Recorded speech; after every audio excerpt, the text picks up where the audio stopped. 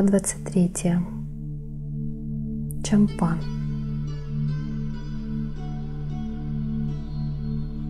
Человек умирает, а нам остаются только воспоминания о нем. Неизвестно, сколько таких воспоминаний кружится в космосе.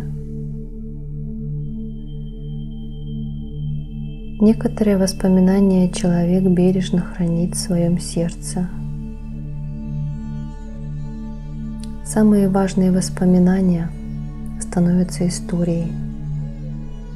Остальные превращаются в бабушкины сказки. Как важно соединить вчерашний день с днем сегодняшним. Люди постоянно рождаются и умирают, постоянно встречаются и постоянно расстаются друг с другом. Люди приходят на Землю и вновь ее покидают. Все это зависит от их прошлой кармы.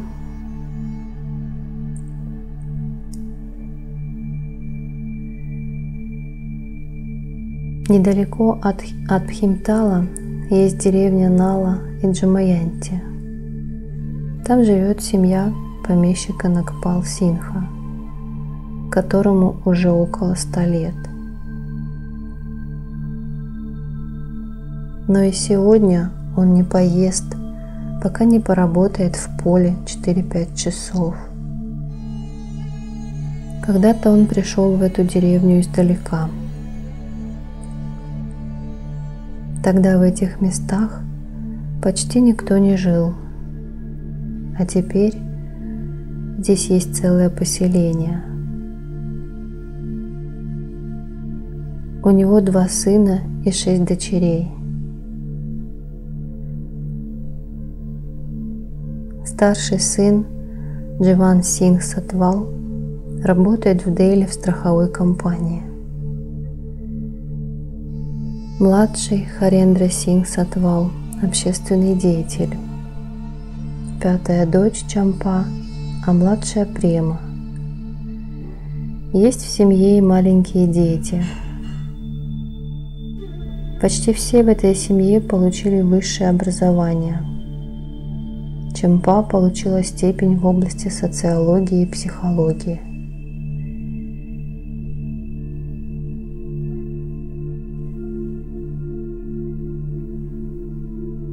Недалеко от этого поселения находится озеро. Деревня была названа в честь озера Нал и Дамаянти. Здесь находится тот самый храм и та самая хижина, где я предавался аскезе, когда жил в этих краях. Тогда здесь были непроходимые леса, а теперь место кажется весьма обжитым.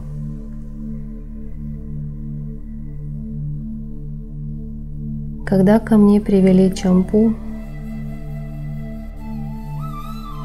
то она была беззаботной девушкой, которая только-только окончила среднюю школу. Харендра Сингх сказал мне, у нее есть сестра, которая учится в Альморе. Она очень больна уже целый год. Каждые 3 дня она падает в обморок, но школу не пропускает. Она может месяцами ничего не есть. Мы уже показали ее всем ведущим специалистам в Индии, а также всем известным святым и отшельникам. Но никто до сих пор не понял, в чем заключается причина ее заболевания. Теперь мы уже отчаялись и положились на милость Божью. Когда я посмотрел на Чампу, то увидел в ее глазах удивительный свет и притяжение. Она пришла вместе со своей матерью и принесла в кувшине молока. А через некоторое время подошел и ее брат Харендра Сингх. Я сидел перед разожженным огнем, от которого вверх медленно поднимались струйки дыма.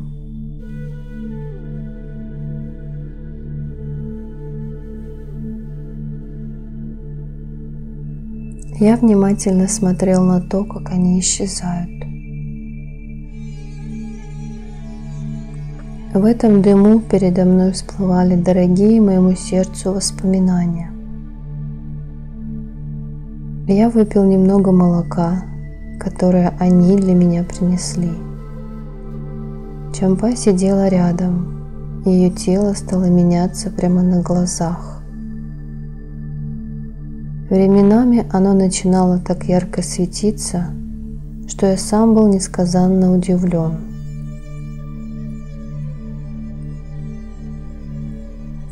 Я взял листок бумаги и написал на нем мантру, а потом священным пеплом поставил ей на лоб тилоку. Я сказал ей: пока у тебя будет храниться этот клочок бумаги с написанной мантрой, твоему здоровью ничего не угрожает. Смотри, не потеряй его. Потом они ушли. Сразу же после их ухода я вышел из хижины и отправился на гору Каркотак, где в одной из пещер этой горы погрузился в состояние самадхи. Неподалеку от меня сидели два отшельника. Оба они были без ног. У одного отсутствовали только ступни, а у другого не было ног от самых бедер.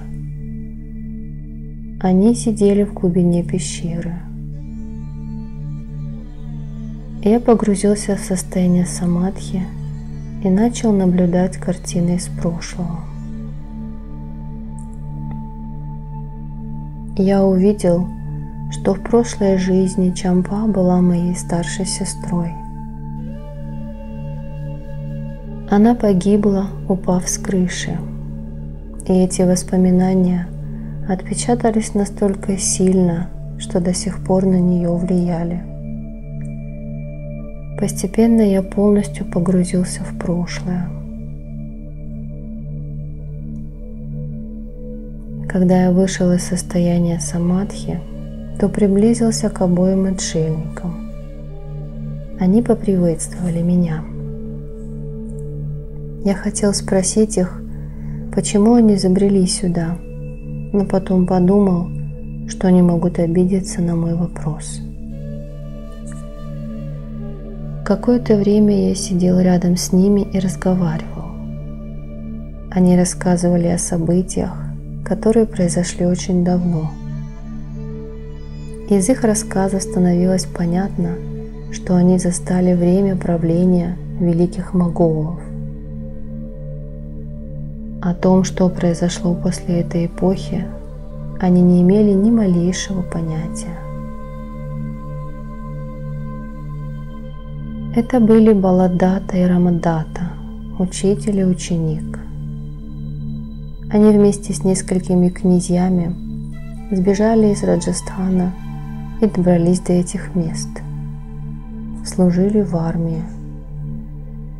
Когда разразилась война в Гималайских предгорьях, они потеряли ноги.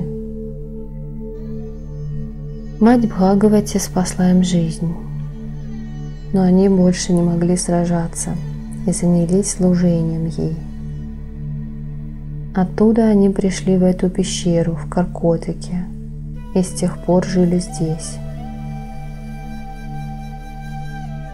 Иногда они поднимаются в воздух и приносят для себя все необходимое. По вечерам они часто сидят у входа в пещеру. Они постоянно ощущают на себе милость Великой Матери Бхагавати. Я хотел попрощаться с отшельниками и уйти, но они меня не отпускали.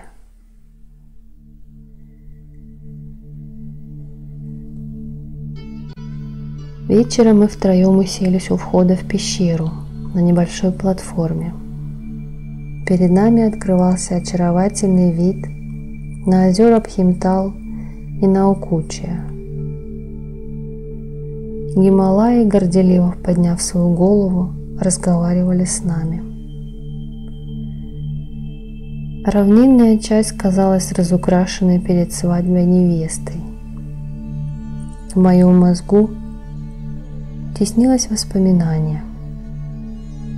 Я захотел вернуться, но Баладатта Джи изъявил желание отправиться со мной. Когда наступила тишина, он повесил на плечо свою котомку, слегка подтолкнул меня, и уже через несколько секунд мы с ним парили в воздухе.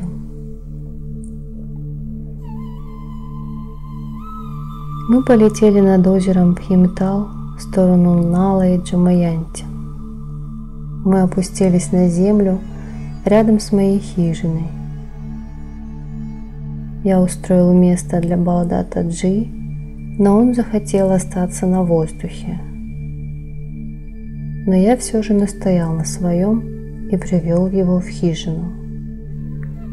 Мы попили молока и начали беседу.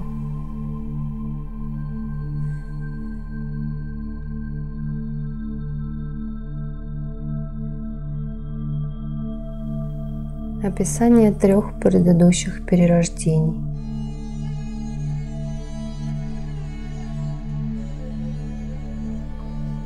Уже опустилась ночь, когда мы отправились спать. Неожиданно я проснулся, потому что почувствовал, что меня зовет душа Чампы.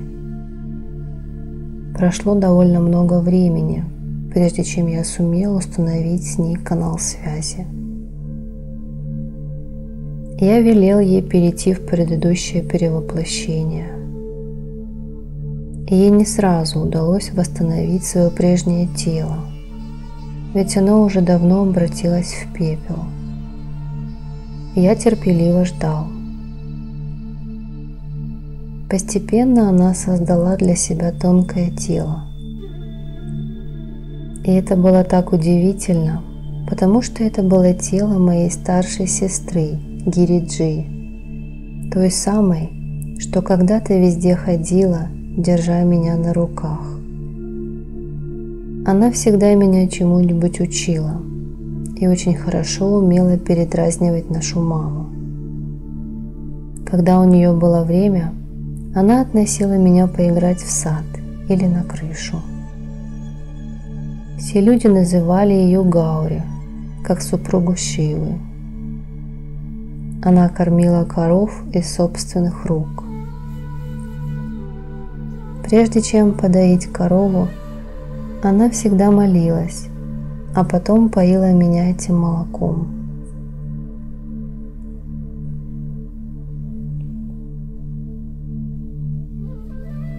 Тогда мы все жили в очень большой семье.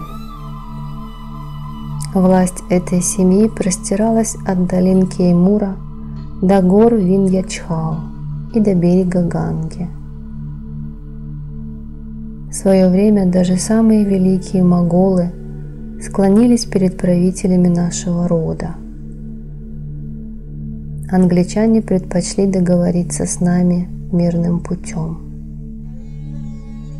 Мать Ганга не позволяла нашей голове склониться. Мы пили эту священную воду, и из нее черпали свои силы. Теперь наш дворец уже, наверное, превратился в руины, а члены этой большой семьи рассыпались по свету. Я усадил Гириджу рядом с собой, и мы начали предаваться воспоминаниям. Мы начали пробуждать спящее прошлое.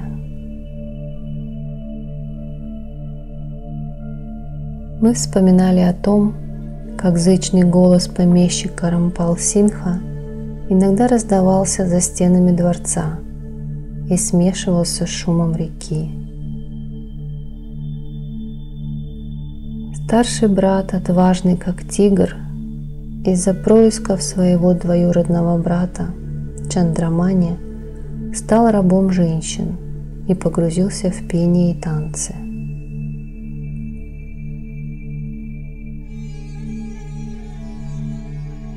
Все наши подданные стонали от происков Чандрамани, но я в то время был неразумным ребенком, который интересуется лишь игрушками.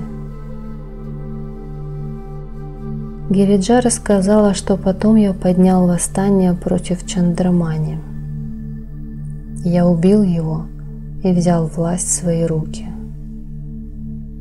Наконец-то народ мог отдохнуть с облегчением, как и семья самого Чандрамани, которую он притеснял. Все, казалось, наладилось в нашем дворце, но неожиданно случился пожар. Дворец был со всех сторон окружен врагами. Женщины для того, чтобы спасти свою честь, спрыгнули с высоких стен. И я вместе с несколькими преданными друзьями выбрался из дворца через черный ход и добрался до долины Кеймур. Именно тогда со мной произошла огромная перемена духовного характера, и с тех пор я стал отшельником. Я сотни лет бродил по долинам Кашмира под именем Чайтанья Брахмачари.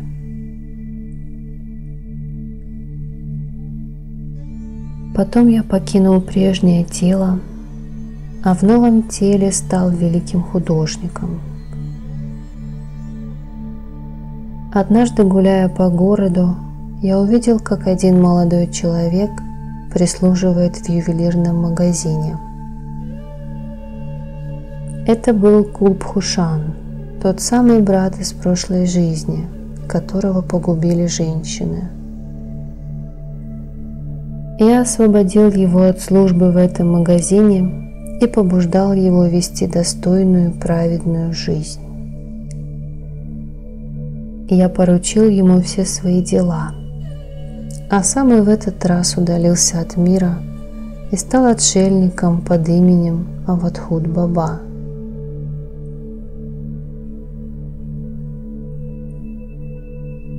В этом качестве я провел 75 лет на берегу реки Нармада. Потом я достиг состояния самадхи и, наконец, переродился в текущем перевоплощении.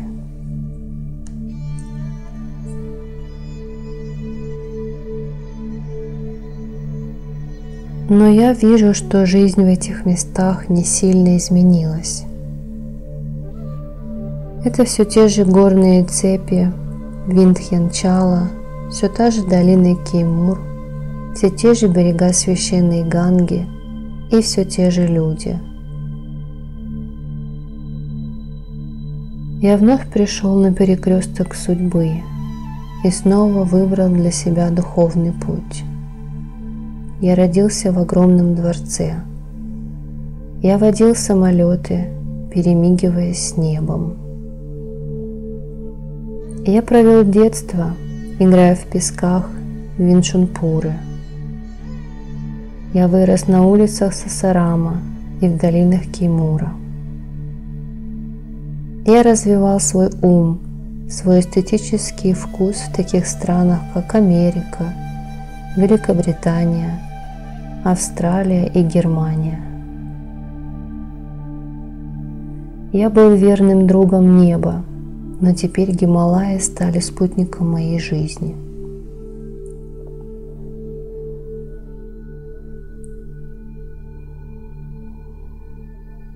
Когда я беседовал с душой Чампы, Баладатта проснулся и стал наблюдать за происходящим. Потом он спросил: «Где ты была после того, как покинула тело Гириджи?» Чампа ответила, что какое-то время она пребывала в теле коровы, а потом и вовсе избегала воплощений. После этого рассказа душа Чампы покинула нас.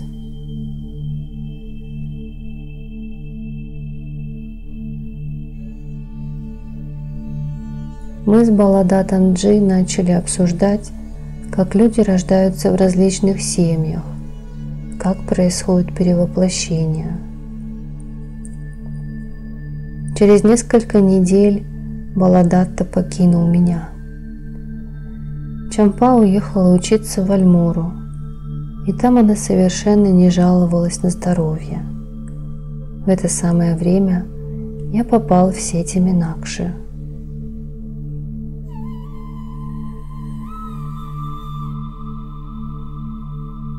Местечко Налы Дамаянти стало известным.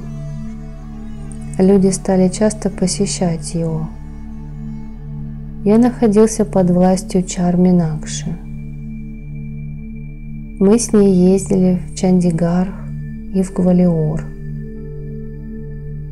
Человек проходит так много дорог, но в конце концов возвращается туда, откуда он начал свой путь. Так и я, в конце концов, вернулся в Нал и Дамаянти.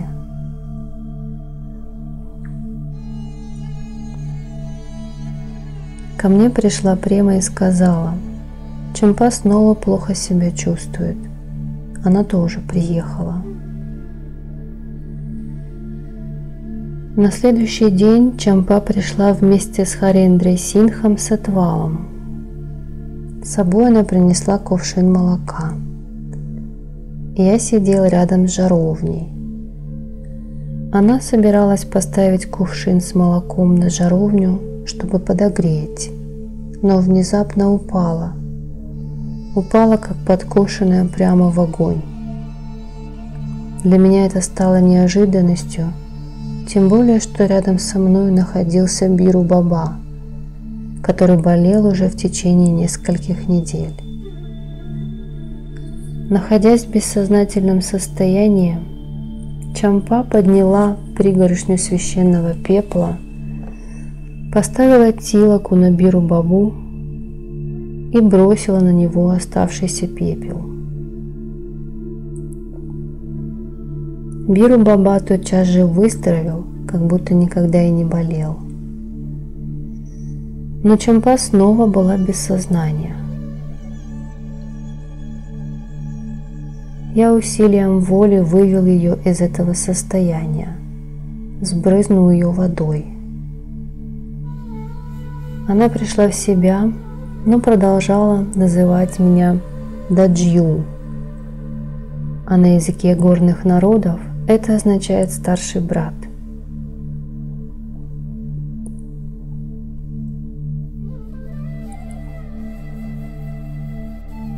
Как только ей стало немного лучше, Харендра, Сирх и Према забрали ее домой. В Чампе можно было наблюдать удивительную силу. Биру Баба тоже выздоровел.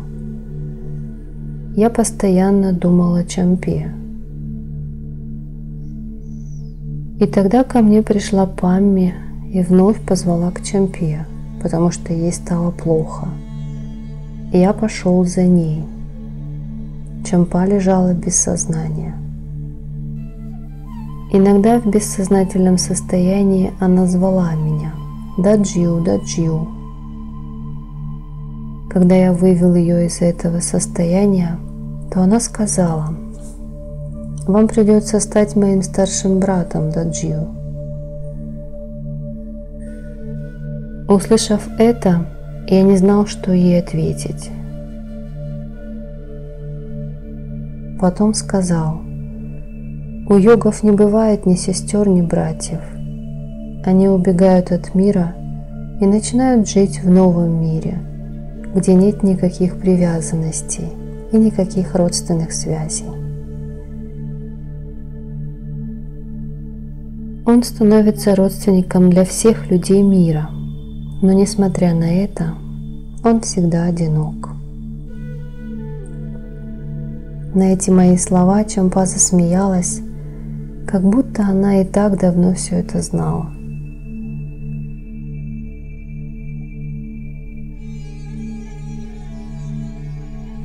Ах, Даджью, человек все время бежит куда-то, но как долго он может бежать от самого себя?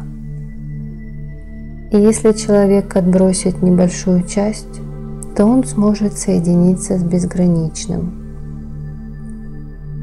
Мы можем оставить нескольких сестер для того, чтобы все остальные женщины мира стали нашими сестрами. Мы можем покинуть свою мать, и взамен у нас будет много матерей. Мы можем покинуть небольшую семью, чтобы стать членом огромной, как вся Вселенная, семьи. Человек, который раньше жил только для себя и для своей семьи, теперь живет для всех. Ограниченная любовь становится безграничной. Здесь уже нет ни ограничений, ни привязанностей.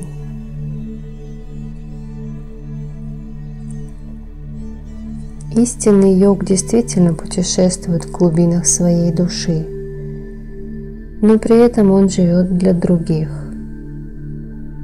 Я тоже хочу присоединиться к этому сообществу. Конечно, мой старший брат йог, потому что он сумел уничтожить прошлую карму, сумел погрузиться в океан прошлого. Он знает все и умеет устраняться от всего. В жизни нет определенной цели. Жизнь – это путь, и все мы путники. Иногда путнику приходится останавливаться. Гималаи всегда охраняли нас и помогали нам на этом пути.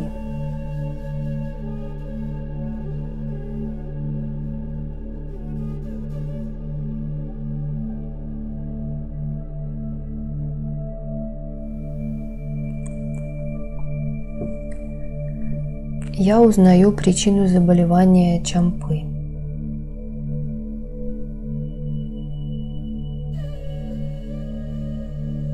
Некоторое время я сидел там и слушал, что говорила мне Чампа. Потом я вернулся в хижину. Там уже были Лачхуман Сингх Мехра и Хариш Думка со своей сестрой Индирой Думка. Они очень хотели пригласить меня в свой дом, который находился на берегу озера Наукучча. Но я думал совсем о другом. Я думал о Чампе. Она и есть Гириджа. Удивительно. Ведь она и сегодня хранит память о своем прошлом рождении. Но почему же в этой жизни она страдает от загадочного заболевания? Мне нужно посмотреть ее прошлую карму. Вероятно, там и лежит причина всех проблем.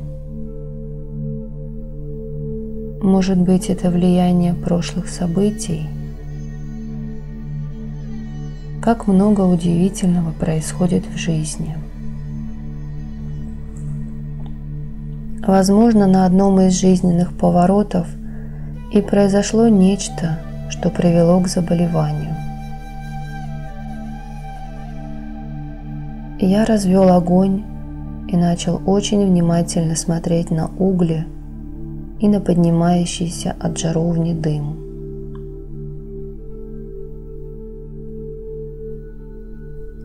Я положил в огонь толстый кусок бамбука и наблюдал, как он превращается в пепел. Мои мысли поднимались вверх вместе с дымом.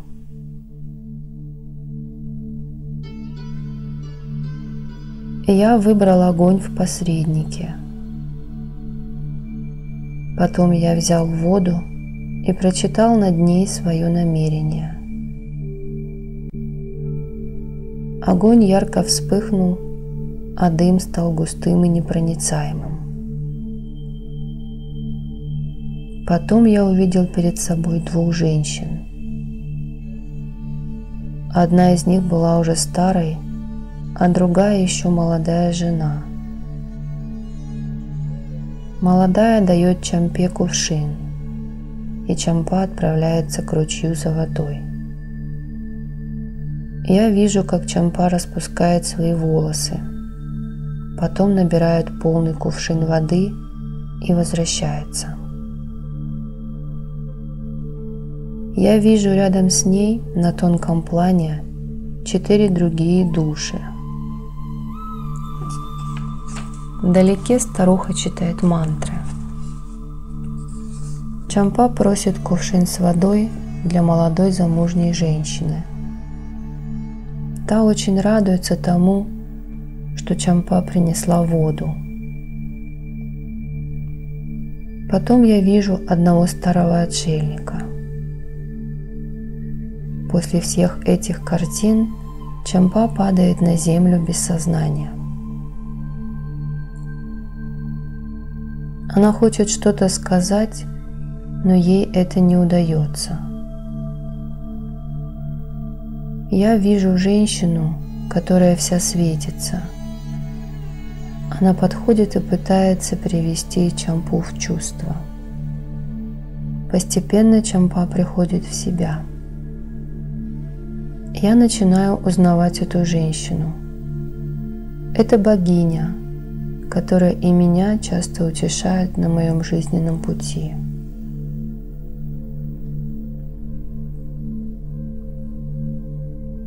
Постепенно все эти образы съеживаются и превращаются в огненную пыль в моей жаровне. Я прерываю энергетический поток своего намерения. Я открываю дверь хижины и выхожу на свежий воздух. Каким эгоистом может быть человек?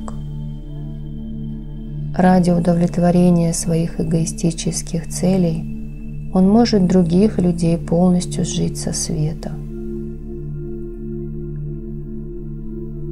Ради нескольких мгновений наслаждения человек готов полностью испортить свою карму. Но разве это жизнь? Ведь даже тот, кто гонится за наслаждениями, в конце концов устает на своем пути и падает, не дойдя до финиша. Чампа пока не отягощена грузом излишней кармы в прошлом, а новая жизнь у нее вся впереди. Но и теперь прошлое давлеет над ней. Если бы особая милость богини не распространялась на нее, то, возможно, она бы уже сошла с ума. Я сидел, размышляя обо всем этом под деревом пипал, и вдруг мой взгляд упал на озеро.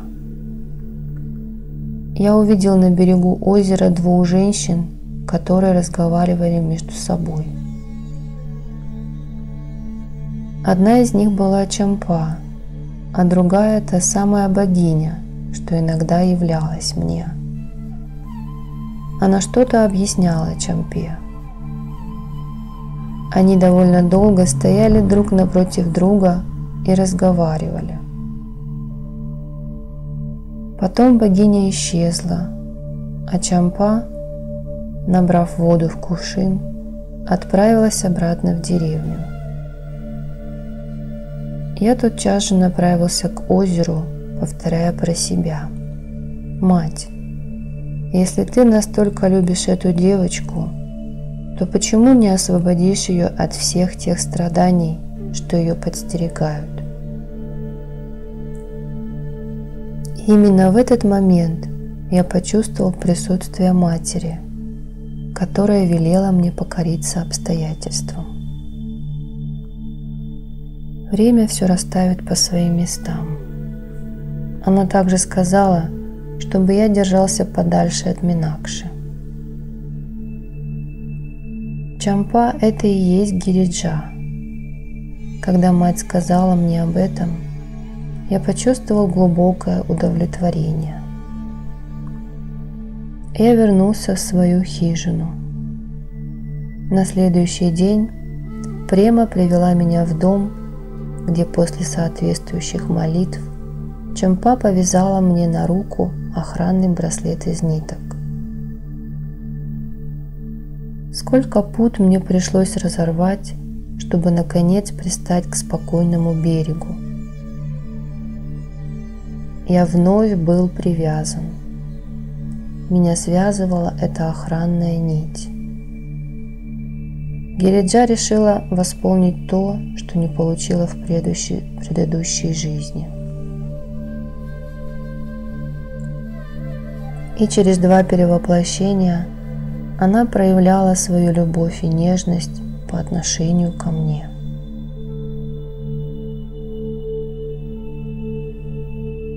Она была с одной стороны идеалом, а с другой – жертвой обстоятельств, потому что тоже жила в обществе, как и другие.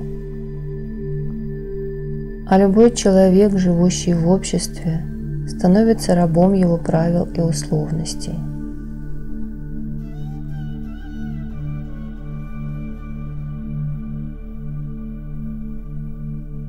Море наших мыслей бездонно. В нем постоянно возникают волны, но в нем же они и исчезают. И ум человека постоянно барахтается в этих волнах. Иногда человек совершенно спокоен, а иногда он просто плывет по течению, ничего не пытаясь узнать. И ему тогда кажется, что он раб обстоятельств, и с этим ничего нельзя поделать. На следующий день Према и Чампа попрощались со мной и отправились в Альмору. Я же вместе с Чандрашекхаром Думка и Индирой пошел к озеру Наукуччия. Я встретил там и других своих знакомых – Гобинди, Хариша Думку и Пандея Джи. Потом я вернулся в хижину и впоследствии каждый день ходил на озеро. Мне постоянно помогали и расквартированные здесь военные, и простые крестьяне. Наконец, по настоянию Манджит Синха из Канады, я отправился в Рудрапур. Там уже собралось великое множество людей. Я остановился в доме Мохана Синха Сондхи, попытался очистить карму Вимлы, Камлы и других молодых людей. Мы подружились друг с другом, и я остался там надолго.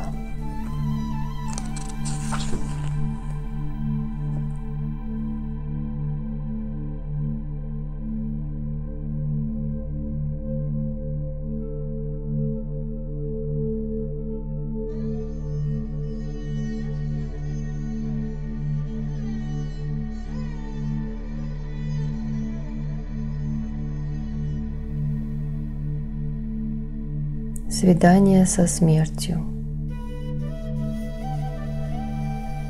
Однажды вечером все члены семьи начали плакать.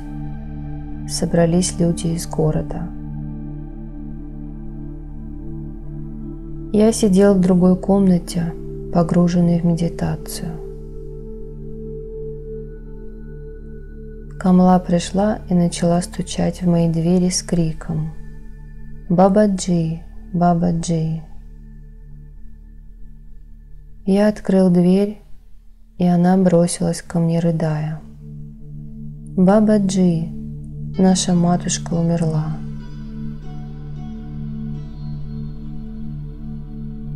Услышав это, я лишился дара речи. К тому времени в доме уже собралась довольно внушительная толпа. Я потихоньку присоединился к скорбящим людям. Тело положили на землю. Все плакали.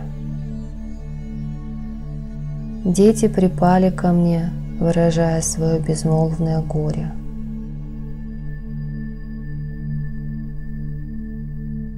Вся эта ситуация казалась мне довольно странной. Неожиданно я велел всем присутствующим освободить помещение. Потом я поставил ногу на лоб умершей жены Лалат Синха и держал ее в таком положении довольно долго. Ее жизнь еще не вышла полностью из нее, поэтому через некоторое время ее сердце забилось, и все ее тело задрожало. Камла закричала: «Мама, мама!» Она бросилась ко мне в ноги и заплакала. Я резко освободился и ушел в свою комнату. Сегодня я нарушил законы природы, поэтому я чувствовал отвращение к самому себе. Всю ночь дети провели вместе со мной. Собралось достаточно много людей, а чистая детская любовь не давала мне уйти.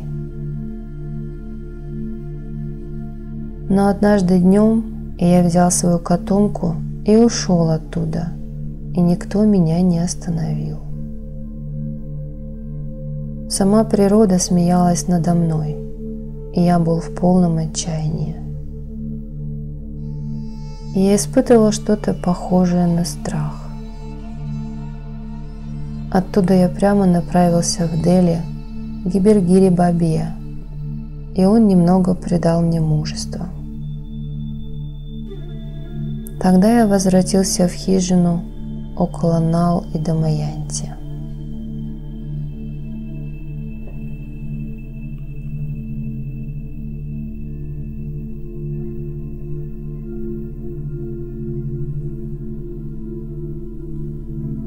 Выявление обмана и приведение Чампы в чувство.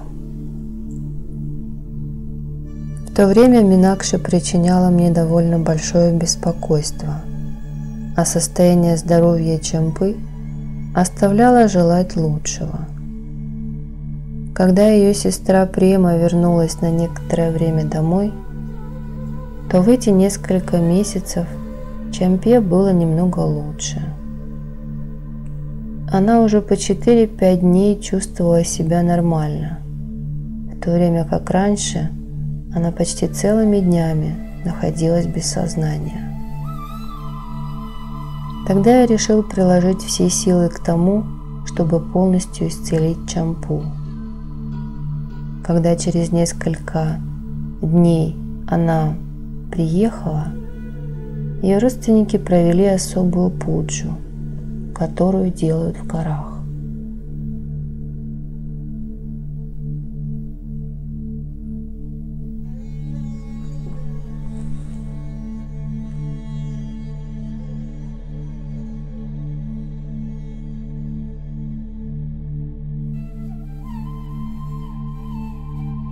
Я тоже сидел в сторонке и наблюдал за происходящим. Был и священник, брамин. Под аккомпанемент музыкальных инструментов люди пели песни, горел огонь, в то время как Чампа уже несколько часов находилась в бессознательном состоянии в другом доме.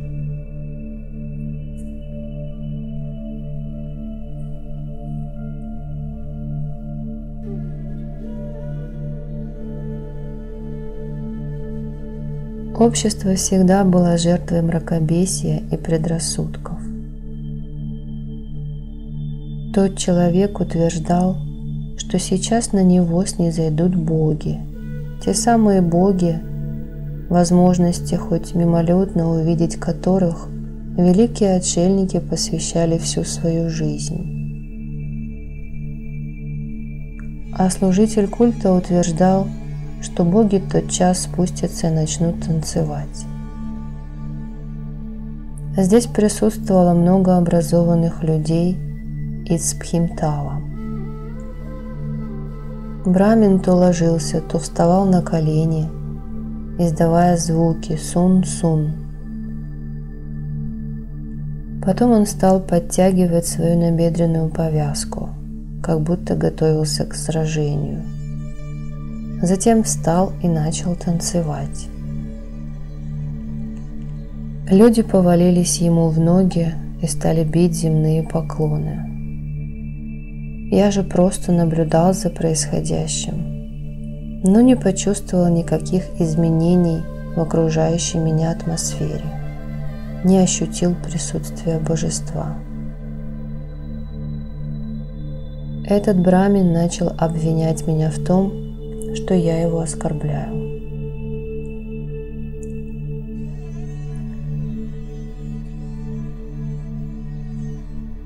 Услышав это обвинение, я был несказанно удивлен. Я тотчас же понял, что происходит. Все люди кланялись брамину в ноги, а я этого не сделал. Именно поэтому он был мной недоволен. И все это действо было чистой воды лицемерием.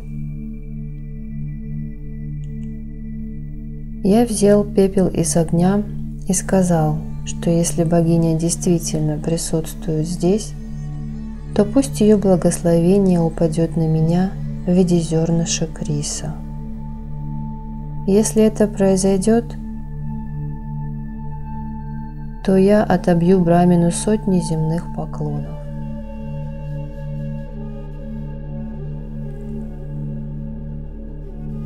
И если богиня оживит лежащую без сознания Чампу, то я буду во всем его слушаться.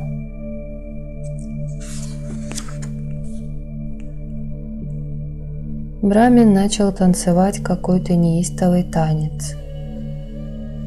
Он бросал на меня рисовые зерна. Но даже ни одно зерно не упало на меня. Брамин устал и остановился. Все смотрели на меня, а я отошел в другую сторону. После этого брамин еще долго танцевал, наносил на лоб Чампы священный пепел и всячески пытался ее оживить. Но у него ничего не получилось. Люди стали говорить, что именно я рассердил богиню.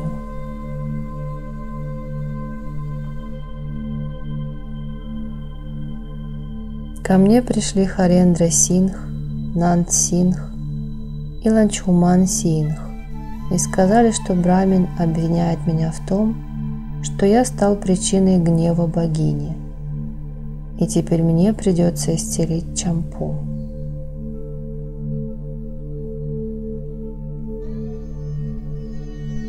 Я взял стакан с водой, зарядил его своим намерением и обрызгал этой водой лицо Чампы. Она тотчас же очнулась. Брамину стало стыдно, но некоторые лицемеры все еще были недовольны. Что люди делают с нашим обществом во имя веры и религии? Я не мог уже этого выносить и вернулся в свою хижину. Уже наступила ночь, а люди все сплетничали обо мне. Я решил притвориться, что ничего не понимаю. Гулял по густым лесам, встречался со святыми отшельниками, обсуждал с ними пагубность древних предрассудков. Сколько вреда общество причиняет обычному человеку.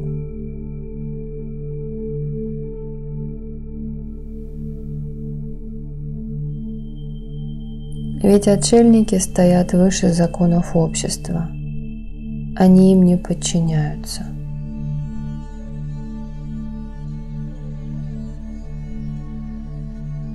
Для пользы людей я еще раньше учредил благотворительное общество, которое было призвано способствовать развитию духовных организаций.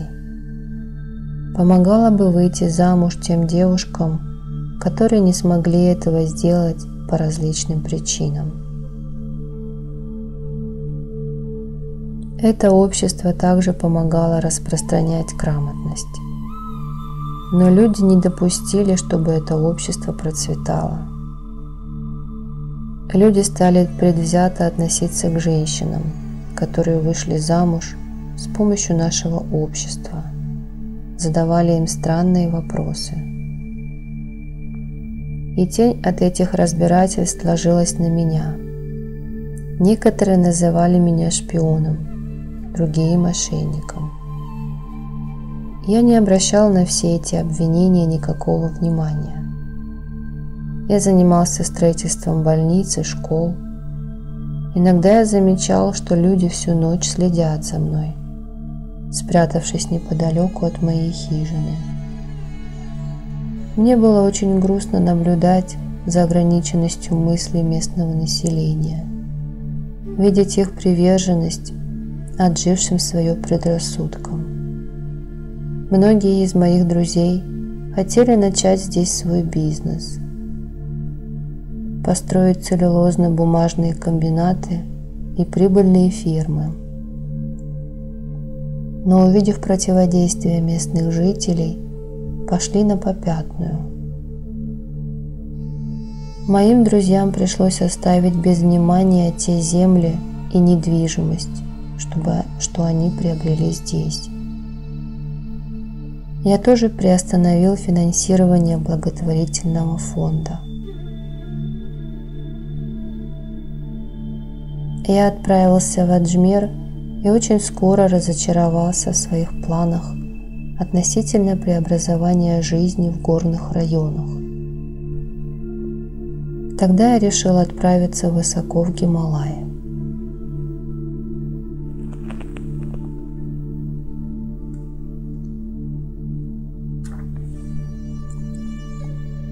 Глава 24. Связь с душой.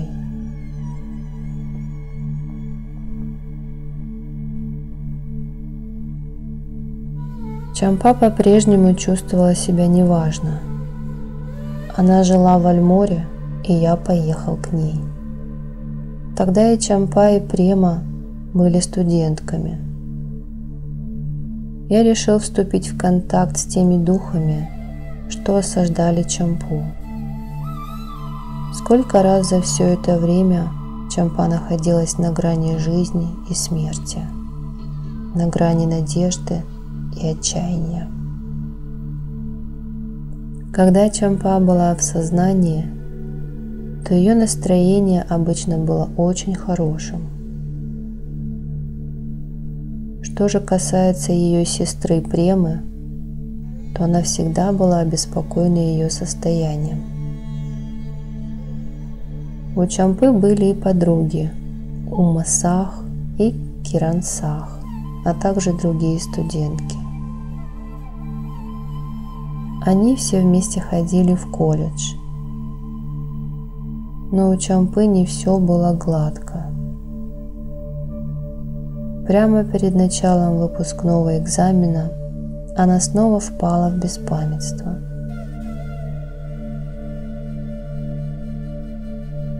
Однажды я принял твердое решение разобраться с духами, которые преследовали Чампу.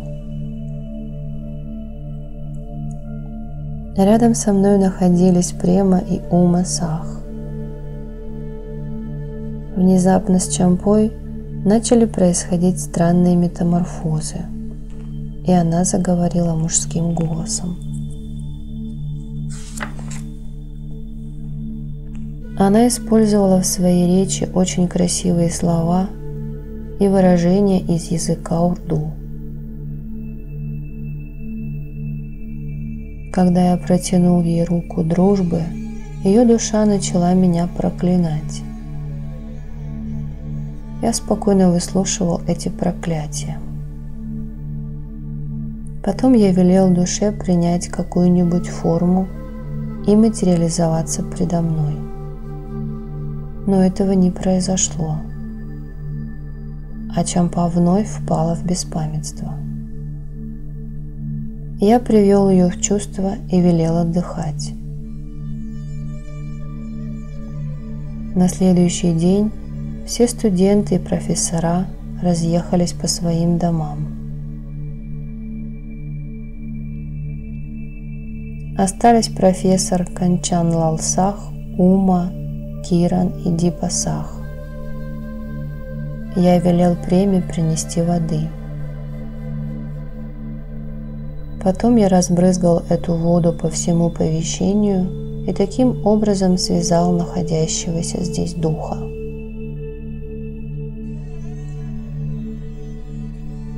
Чампа под влиянием этого духа начала говорить: «Все твои усилия тщетны.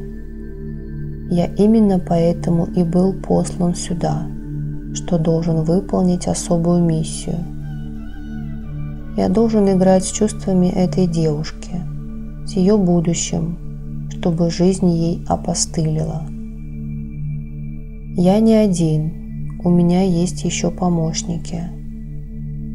Если даже я и оставлю эту девушку, то мои помощники не оставят ни ее, ни меня в покое».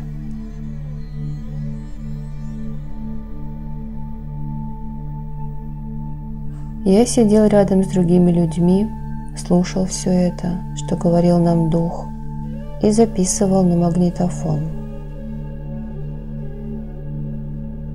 Я вновь протянул этому духу руку дружбы, но он только рассмеялся на мое предложение.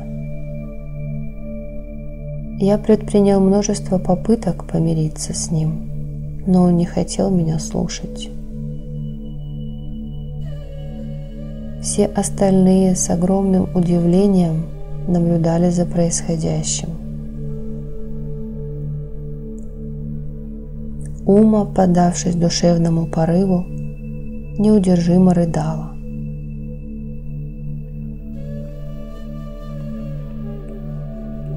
Увидев, как она плачет, я не смог удержаться от таких мыслей. Вот что такое жизнь. Поток мыслей человека проникает в любой уголок мироздания. Человек видит своего заболевшего друга, и его сердце наполняется состраданием. Человек готов разделить боль других. Ума страдала сейчас из-за своей подруги, и я мог прочесть это в глубинах ее сердца.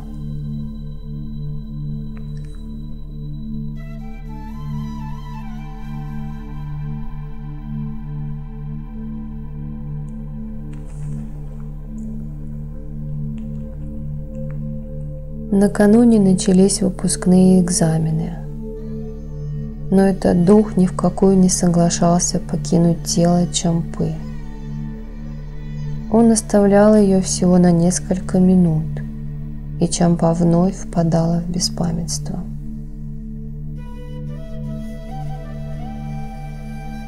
Дух постоянно разговаривал, бросал мне вызов, все время куда-то исчезал.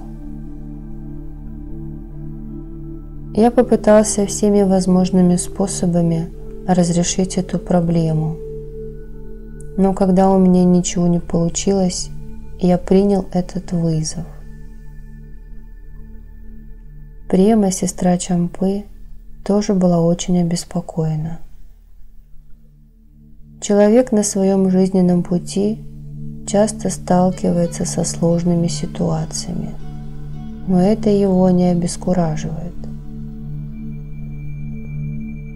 Что бы ни произошло, человек всегда пытается найти выход из сложившейся ситуации, стремится преодолеть опасный участок пути и вновь уйти вперед. Но в этот раз не было видно никакого выхода, и поэтому Према очень переживала. Постепенно все люди разошлись.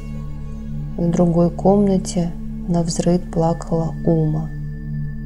Чампа лежала без сознания, а мы с Премой уже голову сломали, пытаясь найти выход из положения.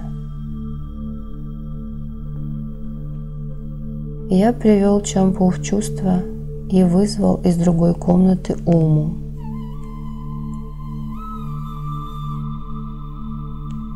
Ума была внешне похожа на спокойное море, но только я знал, какие бури скрываются у нее внутри.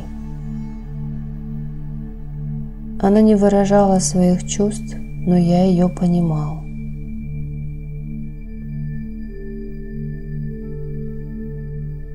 И я направил в ее сторону мысленные вибрации с такими словами: «Ума, если судьба человека уже предрешена в сторону смерти, то здесь уже ничего нельзя поделать. Мы можем посочувствовать ему, но не в состоянии вдохнуть в него жизнь. Однако не теряй надежды. Верь, что завтра твоя подруга Чампа пойдет сдавать экзамен, и поможет ей в этом тот самый дух, что сейчас ее терзает. Ты лучше иди и готовься к собственному экзамену».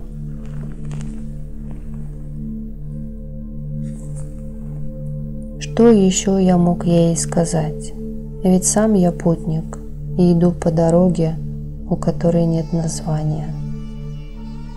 И неизвестно, в чем заключается цель моего пути. Я летаю по небу, подобно непостоянному облаку.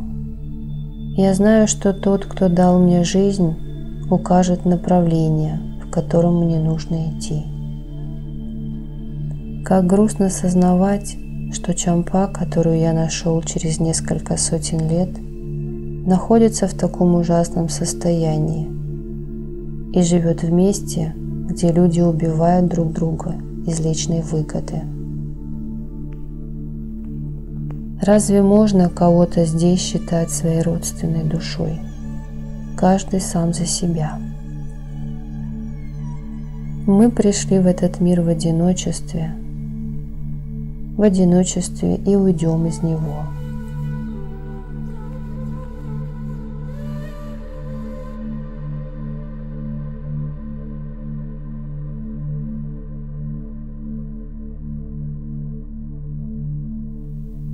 Общество породило традиции, общественные и родственные связи, но все это для собственных целей. Мы быстро забываем человека, стоит ему покинуть нашу жизнь. Да и сами мы в этом мире путники, которые пришли на недолгий срок. Я тоже, возможно, еще проведу в этом мире несколько коротких дней, лет или мгновений. Вот в этом доме я ненадолго, и вскоре мне придется покинуть его и идти собственным путем. Наша жизнь – это гремучая смесь из любви и ненависти. Что нам может дать другой человек? Что у него есть, кроме этой любви и этой ненависти? Кроме его симпатий и антипатий? Человек считает, что любовь – это жизнь и радость, а ненависть – это страдание и смерть. Поэтому он дарит радость тем, кого любит, и причиняет несчастье тем, кого ненавидит. Но есть и такие люди, кто в равной степени спокойно относится и к страданию, и к радости. Они поднялись выше ограничений, которые существуют благодаря любви и ненависти. Это и есть настоящая жизнь. И подобные люди являются путниками на дороге своей жизни.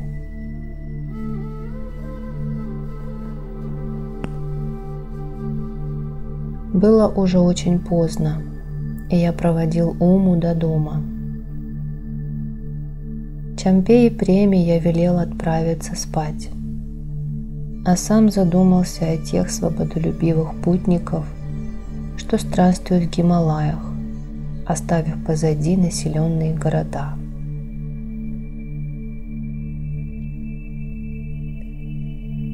Вот и этот город Альмора является перекрестком многих дорог. Сколько путников за многие годы пришло сюда, и сколько ушло, сколько еще придет. Но Альмора стоит на прежнем месте, и ее развалины, ее дома и улицы хранят воспоминания о прошлом. А зеленые поля, окружающие город, поют песню о будущем. Прошлое скорбит, а будущее мечтает. Каждое мгновение жизнь и смерть переплетены друг с другом.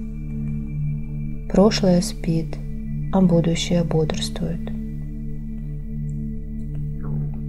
Старые дороги разрушаются, а новые строятся. Это и есть истинная жизнь, когда каждое мгновение одно исчезает, а другое появляется.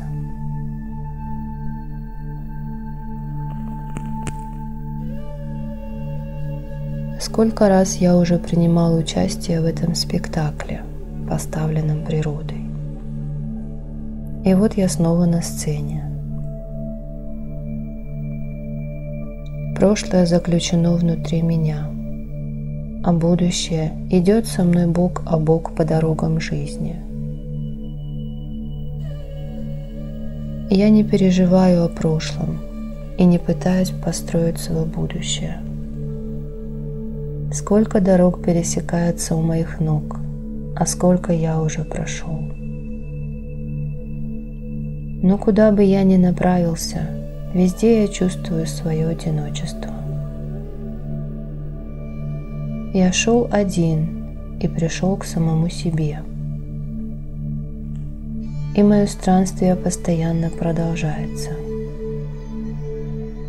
Но теперь я уже стремлюсь к своим собственным целям, а не к целям, навязанным извне. Все, что мы получаем от жизни, потом обязательно теряем.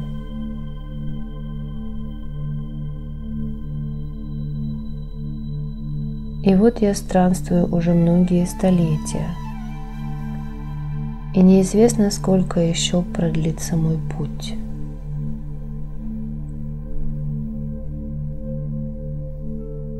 Я смотрю на восходы и закаты, наблюдаю за тем, как каждый день встает солнце и как оно садится.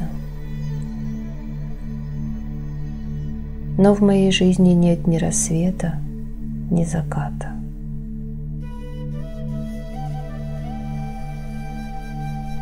Я видел эту землю рыдающей, страдающей, видел ее и улыбающейся, видел, как плачет небо, как оно плавится под лучами раскаленного солнца. А сам я не смеюсь и не плачу.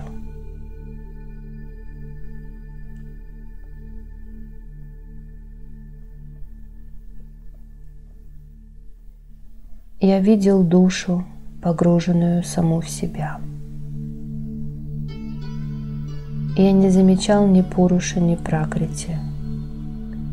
Я видел повсюду только одну лишь душу. Я видел ее в деревьях, в каждом листике, в людях, животных и насекомых. Я видел, как бог Рама, став жертвой дворцовых интриг, скитается по лесам.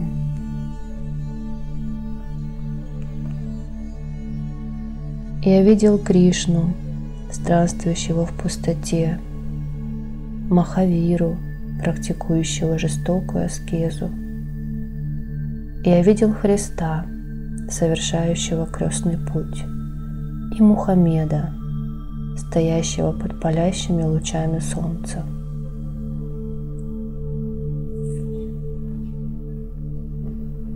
Я видел, как Гитлер не находит себе места в своем секретном бункере, как Муссолини умирает от пули. Я видел, как Махатма Ганди погибает, застреленный фанатиком. Уже много столетий я наблюдаю этот спектакль, этот танец становления и разрушения. Но человек был и будет всегда, и между людьми прошлого и настоящего нет большой разницы. И вчера человек хотел жить, и сегодня он хочет того же.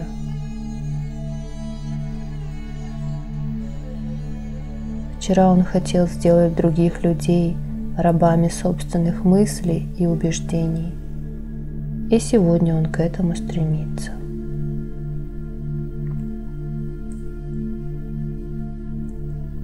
Природа никогда никого не оплакивает. Только люди оплакивают друг друга.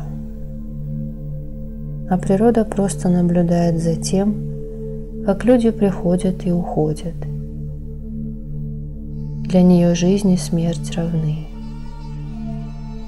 Природа вечна и неизменна. Меняются только люди, их одежды, обычаи и верования. Но люди не могут по-настоящему узнать друг друга, потому что являются рабами собственных убеждений.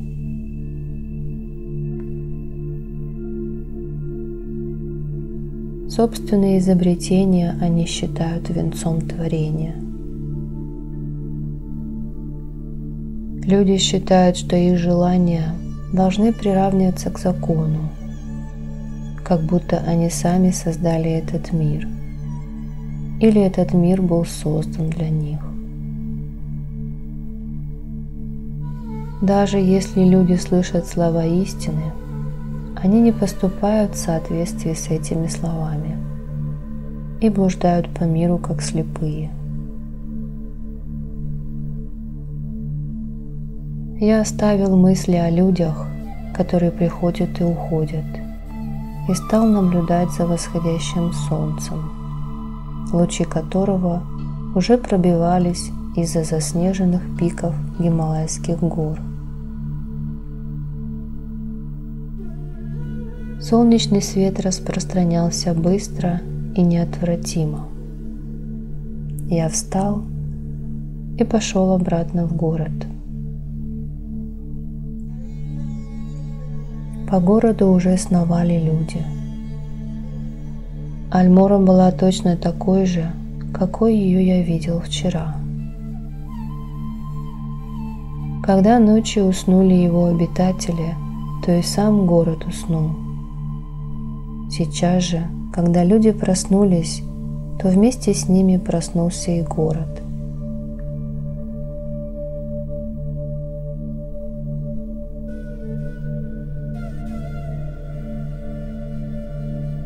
Я вернулся в Альмору и увидел, что Чампа занималась, а Према готовила еду.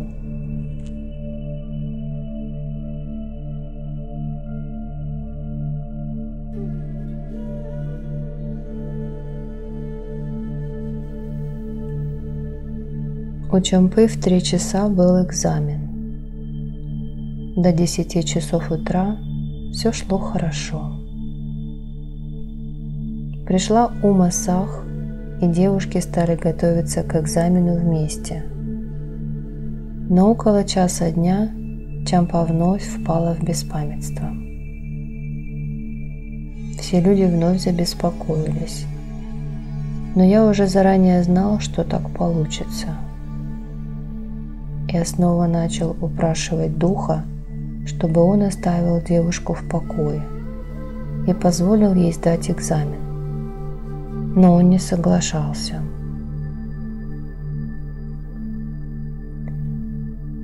Тогда я велел, чтобы профессор Канчан и Ума шли на экзамен и оставили бы за Чампой ее экзаменационное место.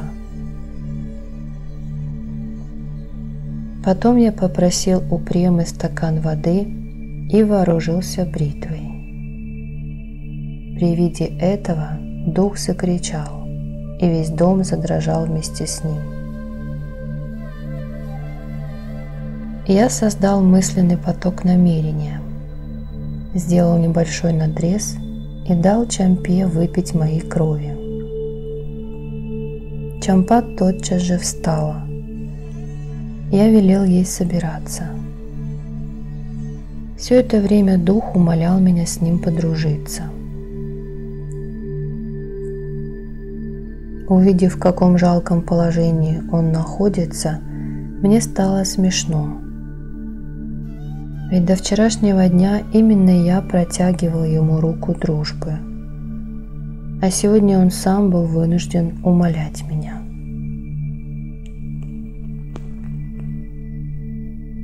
Я согласился быть ему другом. Дух очень обрадовался и пообещал, что на экзамене окажет Чампе всяческое содействие. Он сказал, что после экзамена вернется, чтобы забрать некоторые необходимые ему вещи, а потом удалиться навсегда. Я опять согласился. Затем я сам отвел Чампу на экзаменационный зал. Ее экзаменаторы уже ждали, а Ума была вне себя от радости, увидев Чампу. Чампа без всяких проблем сдала выпускной экзамен и получила хорошие оценки. Когда был последний день выпускных экзаменов, мучивший Чампу дух вновь вернулся, но после этого он удалился навсегда. Таким образом, Чампа стала бакалавром, специалистом в 2 областях знаний и, кроме того, полностью излечилась. Теперь она живет у себя дома и часто молится. Она преданно служит Великой Матери, которая ей часто является. Я уже несколько раз сталкивался с Чампой и в этой жизни, и в прошлых жизнях. Я помог ей уничтожить прежнюю карму, которую она приобрела, когда была в теле Гириджи. Теперь она начала новую жизнь.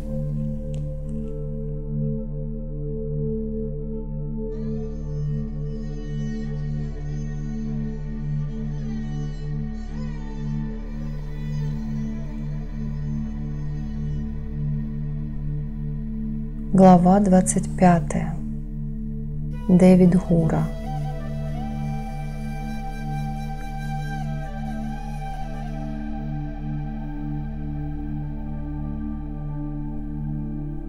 Дэвид Гура – это святилище, посвященное Шакти. Оно находится среди скал, в месте, которое создала сама природа. С этим святилищем связана старинная легенда. Недалеко отсюда находится дом Тарадатта Шастри, где он живет вместе со своей семьей. Тарадатта Джи – кладезь ведических знаний. Все братья в его семье наделены многочисленными достоинствами. Например, Гьян Шьямдата – настоящий аскет. По совету Шастри Джи я отправился в Дэвидхуру. Нанда Валабх Джоши позаботился о моем размещении. Он хотел, чтобы я остался там как можно дольше. Святилище Шакти произвело на меня неизгладимое впечатление. В этом месте ощущается присутствие Великой Матери, тот же день я встретил ее там. Мы сидели на большом камне и долго разговаривали. Потом Бхагавати вернулась в свою пещеру, а я пошел в здание института, где изучали санскрит, коротать время до утра. Я жил там в одной из комнат. Это учебное заведение функционировало под руководством семьи Шастри. Неподалеку был небольшой базар, состоящий из 10-15 магазинчиков.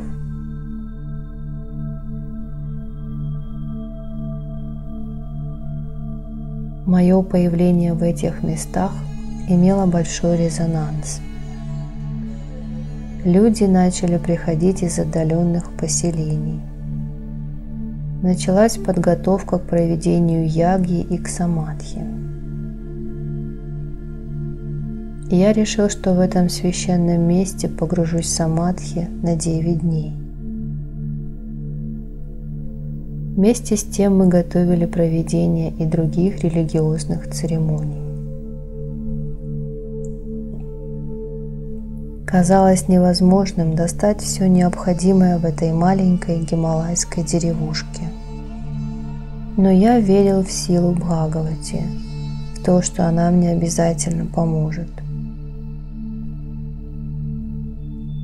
Когда я получил помощь от Нанды Валабха и Лачхумана Синха Ламгагири, которые были адвокатами и влиятельными людьми этих мест, то проведение ягги стало возможным.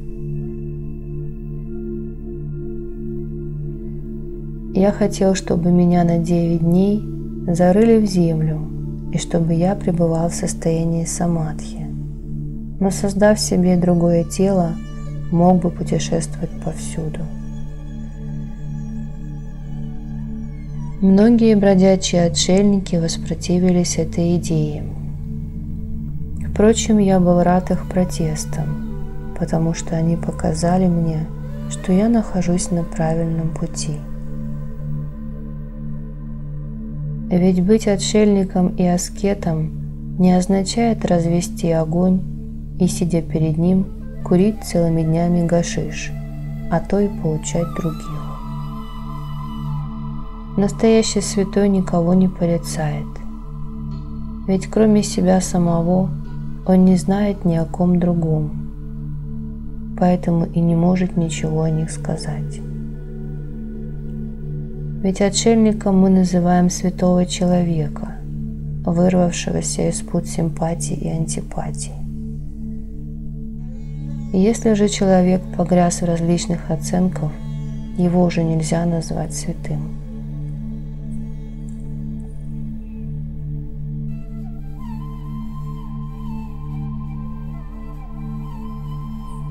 Девять дней мое физическое тело находилось в Девидгуре в состоянии самадхи, в то время как я сам странствовал по Дхалу, Марнауле и в окрестностях Девидгуры.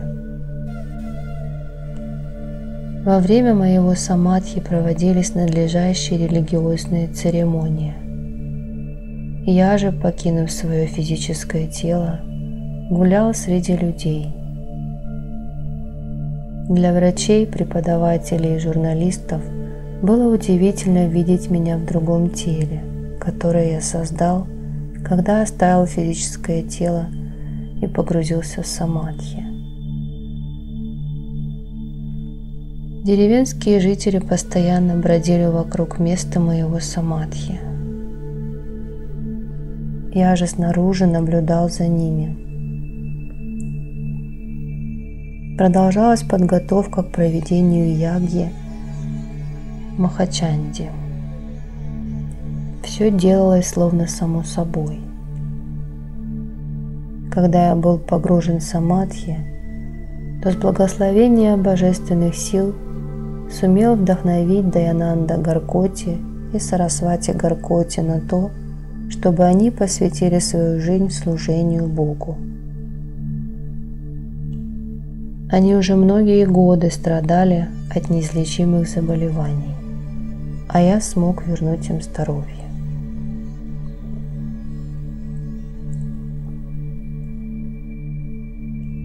Человек всегда имеет высокие мечты и устремления.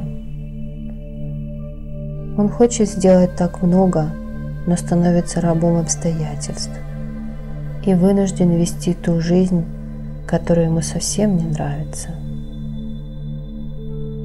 Цепи культурного воспитания и общественных предрассудков не дают ему разорвать этот порочный круг, не позволяют вырваться в небо на простор. Эгоистичные люди делают других, доверчивых людей, рабами своих убеждений, чтобы другие делали то, что им выгодно. Если какой-то бескорыстный человек и попытается раскрыть всю глубину их лицемерия, то ему придется сражаться с превосходящими его силами эгоизма.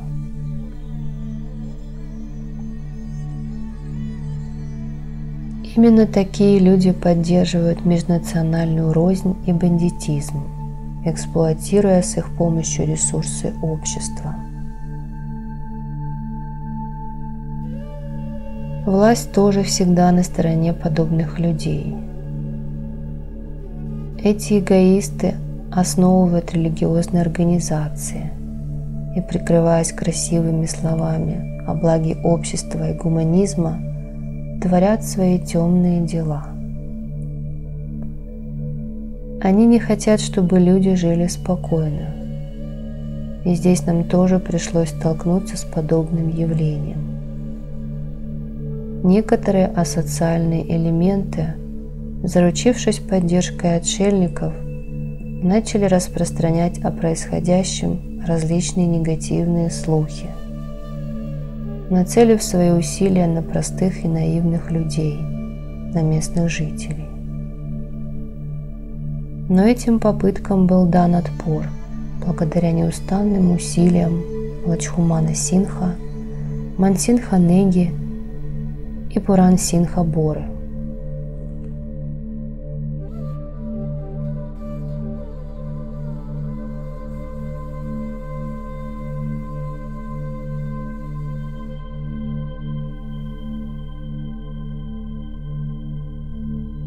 Наш ум всегда беспокоен, подвержен эмоциям. Он стремится повлиять на жизнь, уводя душу из настоящей жизни в другую сторону, принуждая человека заботиться преимущественно о материальных ценностях. А наша душа, в свою очередь, всегда зовет нас к отрешенности и святости. Получается, что человек начинает принимать за истинную радость то удовольствие, которое он получает от обладания материальными объектами. Ум словно накрывает душу своим покрывалом. Все хотят погрузиться в глубины вечности, но никто этого не делает. Потому что каждый день перед человеком встают практические вопросы, которые он должен разрешить.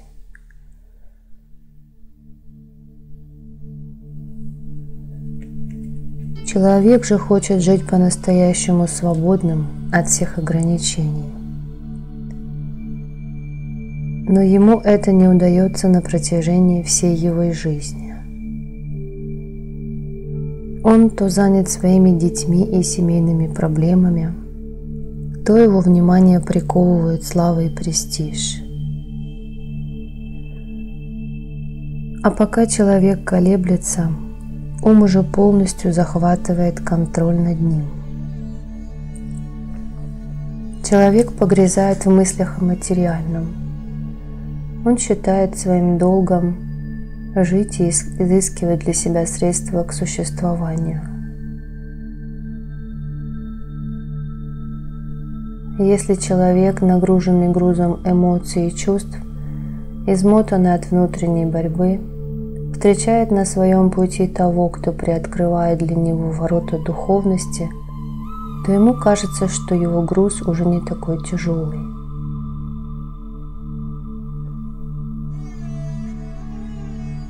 Подобно тому, как пересохшие реки и ручьи во время муссонов переполняются водой, а потом опять пересыхают, так и человек переполняется религиозным экстазом, например, когда слушает духовные проповеди, а потом его рвение сходит на нет.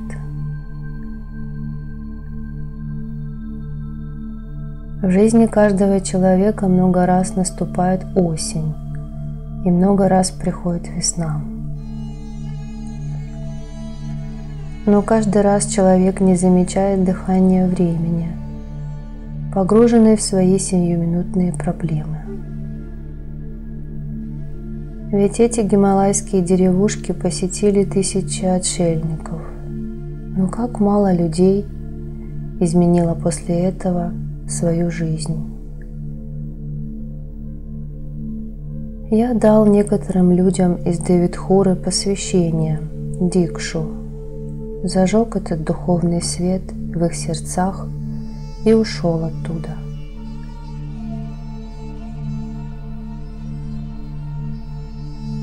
Я провел некоторое время со служителем храма в Саптешваре Динешем Пури Бабой, а потом отправился в Нанда-Деви и там медитировал в пещере. Передо мной текла священная Ганга, гордо вздымала свою заснеженную голову вершина Нанда, и кругом была природная красота, которая и есть наивысшая форма искусства. Я добавил новую страницу к летописям и легендам Девидхуры.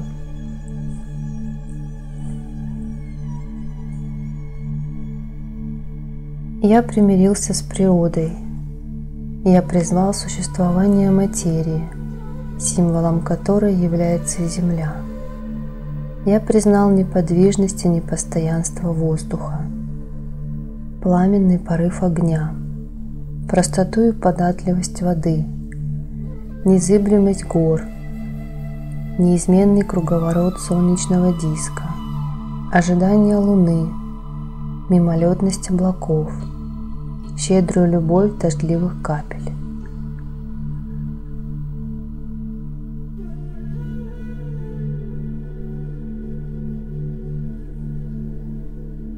Я, погруженный в свою собственную душу, наблюдал за 5 основными элементами, наблюдал за их играми, превращениями и метаморфозами.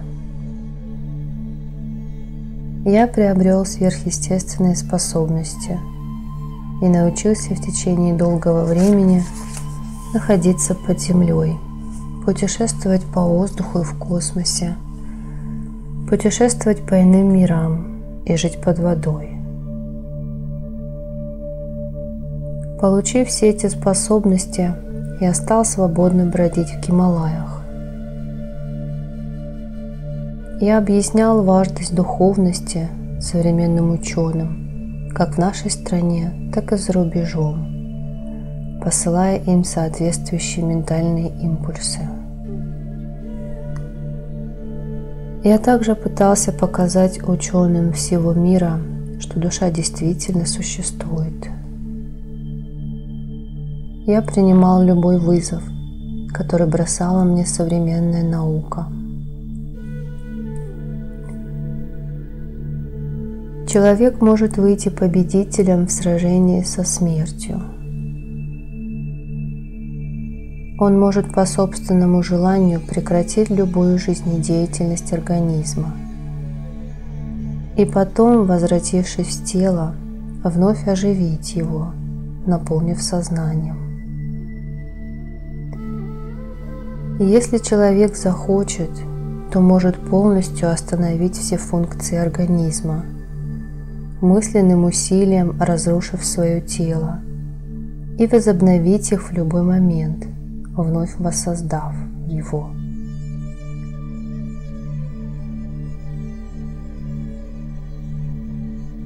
Он может даже создать не одно, а множество тел. И сегодня существует множество таких йогов и отшельников, чьи сверхъестественные способности не в состоянии объяснить современная наука. Я тоже не раз поражал воображение современных ученых и материалистов своими действиями. Моей целью было заставить людей задуматься о духовности. Когда мое тело закапывали в землю, погружали в воду или оставляли на несколько месяцев среди гималайских снегов, мне представлялся шанс показать на практике все безграничные возможности нашего тела и сознания.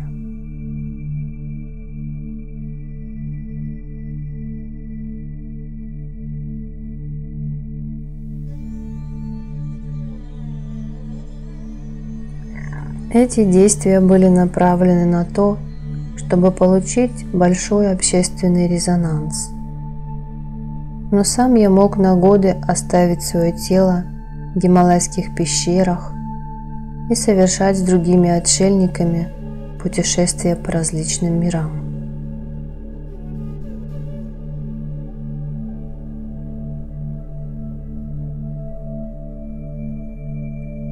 Я постоянно странствовал, перемещался из этого мира в другие миры. Я постоянно куда-то шел, куда-то продвигался, находясь в физическом, тонком или кармическом теле. Я на годы покидал человеческое общество, а в другое время столетиями наблюдал эту бесконечную пьесу жизни.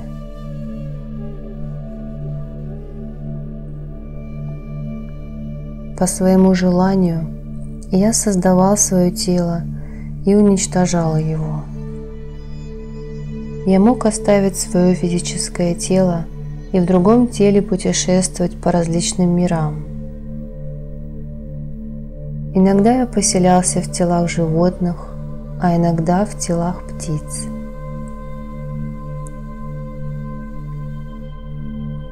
За всю жизнь я сумел побывать на месте самых разных живых существ.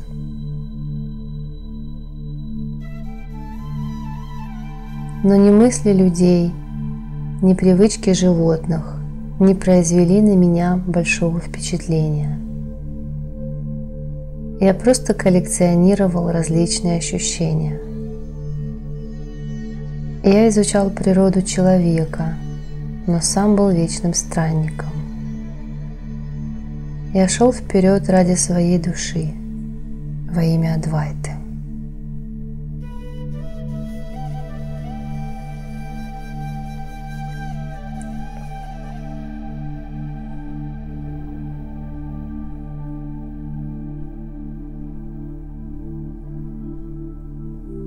Глава 26. Встреча с Гуру Нанаком.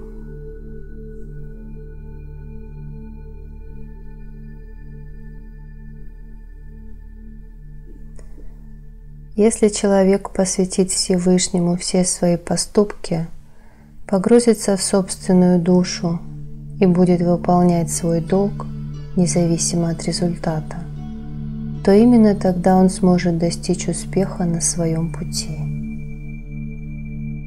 Человек – путник, а жизнь – это путь.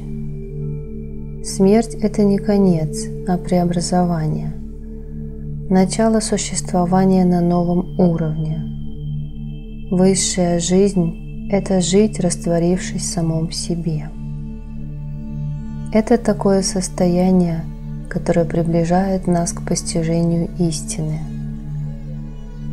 Там нет необходимости воображать что-либо или о чем-то думать. Это состояние изначальной истины. Человек рождается, блуждает по этому миру, а потом умирает. И пока он живет на этом свете, то испытывает целую гамму различных чувств. от отчаяния до слепой веры.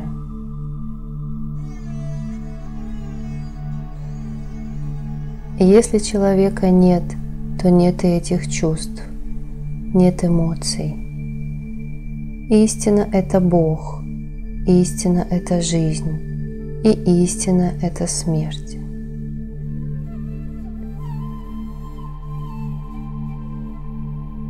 На берегу священного озера в Амритсаре один старик сказал мне эти слова и быстро ушел. Путешествуя по миру, я прибыл в Амритсар. Эта земля всем дарила свою любовь, и мне тоже досталось ее благословение. Я пешком решил обойти весь мир. Когда я дошел до Амритсара, то направился в Золотой храм. На тот момент священное озеро перед храмом пытались полностью осушить. Тысячи мужчин и женщин были заняты вычерпыванием глины под палящим солнцем. Эти люди, насквозь промокшие от пота, тем не менее вкладывали всю свою душу в этот нелегкий труд. Люди хотели придать этому озеру еще более великолепный вид. Земля терпеливо молчала, пока ее дети украшали ее. Я зашел в храм, поклонился священной книге сикхизма, Гуру Грант Сахиб и вышел на улицу. Я любовался прекрасными беломраморными стенами храма и его великолепными куполами.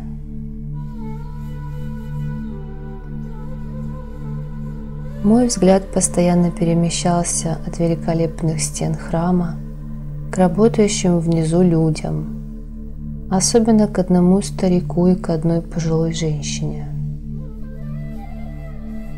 Они работали вместе, передавая друг другу корзины с землей. Они не заботились о том, что делают другие люди, а были полностью поглощены своим трудом. Когда бы мой взгляд не останавливался на этом старике, он всякий раз мне улыбался.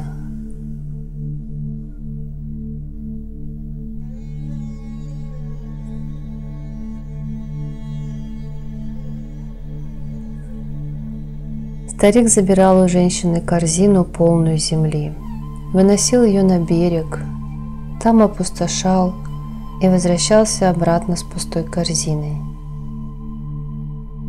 Он постоянно поглядывал на меня с улыбкой.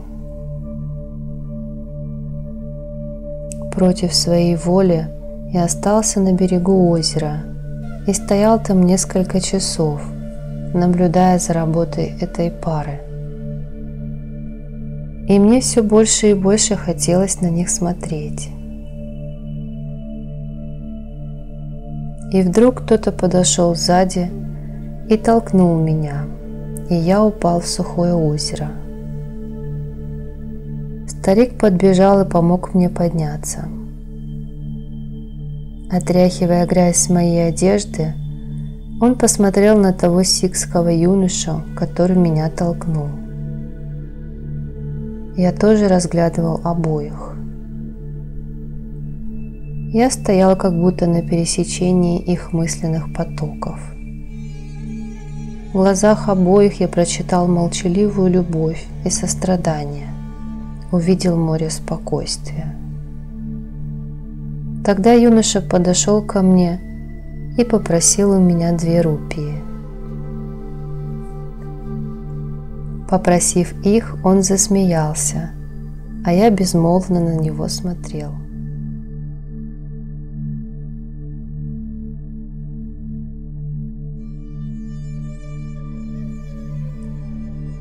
И я вынул из мешка 2 рупии и дал их юноше.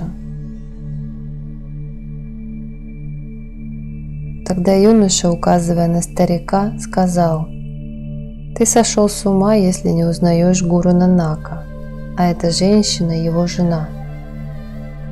Посмотри на него.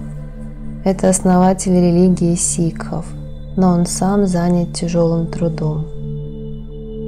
Как редко можно встретить таких людей. Обычный человек подобен текучей воде,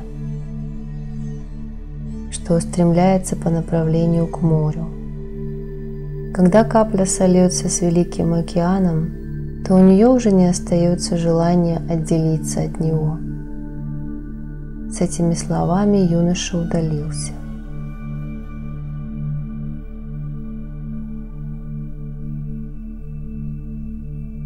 Когда я вознамерился поприветствовать гуру Нанака, то он улыбнулся мне и тоже ушел, позвав за собой пожилую женщину. Я побежал за ними. Но как только мы вышли из ворот храмового комплекса, старик развил такую скорость, что за ним было не угнаться. Я изо всех сил пытался его догнать, но не тут-то было. За считанные секунды эти святые люди исчезли из вида.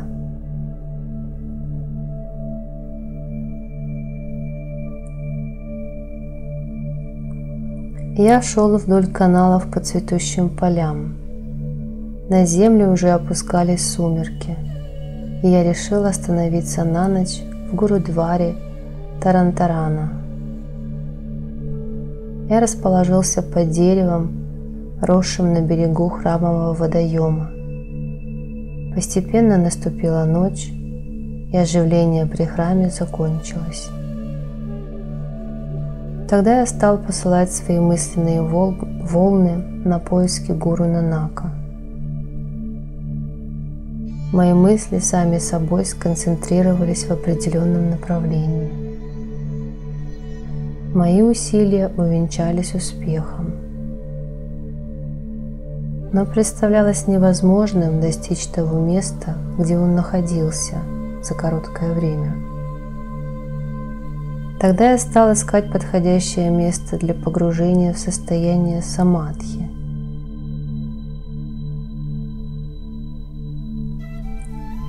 Я вернулся из закрывающейся гурудвары к подножию дерева и оставил там свое физическое тело, защитив его предварительно скрывающим панцирем мантр.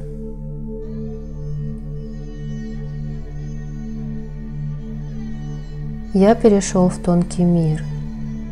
Я оставил цветущие поля и перенесся в заснеженные горы. Прорвавшись через лесные заросли, я увидел играющего перед хижиной мальчика. Рядом с хижиной я начал воссоздавать свое физическое тело. В то самое время мальчик вскочил со своего места и побежал к обрыву над рекой, куда вела обрывистая неровная тропа. Река была очень глубокой и быстрой. Я уже успел воссоздать свое физическое тело и бежал за мальчиком, который ловко спустился к реке. У берега реки стоял странного вида корабль, на который тот забрался и поплыл, следуя за быстрым течением реки.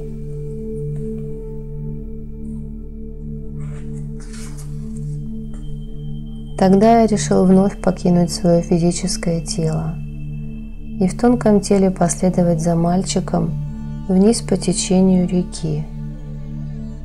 Но тут одна старуха остановила меня. «Нет, сынок, не пытайся следовать за ним. Сейчас святой Нанак не хочет видеть тебя. Он отправился вон за тот холм. Но ты не пробуй догнать его сейчас. Тебе это удастся, когда придет время, и ты с ним встретишься. Твое физическое тело находится далеко от этого места, а ведь уже наступило утро, и люди проснулись. Возвращайся, вернись в свое тело. Потом придешь сюда еще. Я послушался ее и отправился в обратный путь, потому что до рассвета оставалось совсем немного.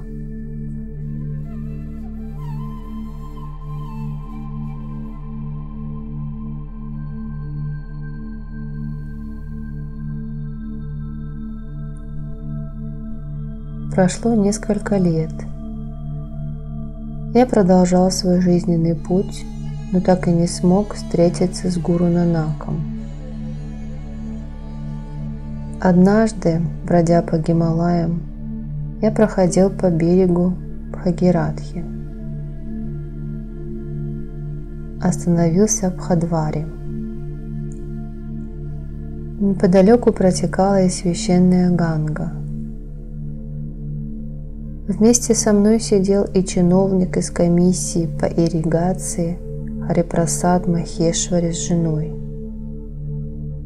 По небу бежали легкие облака. Солнце то выглядывало из-под облаков, то вновь исчезало за ними. Место было оживленным, и все люди спешили по своим делам. Мы сидели на открытом воздухе. Я наблюдал за стремительным течением Ганги.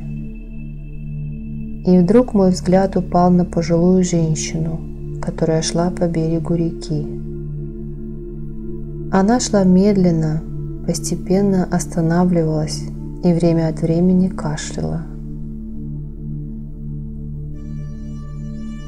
Она медленно поднималась на гору, а вокруг нее сгущался туман. Я пристально посмотрел на нее, словно она могла бы ответить на какой-то важный вопрос.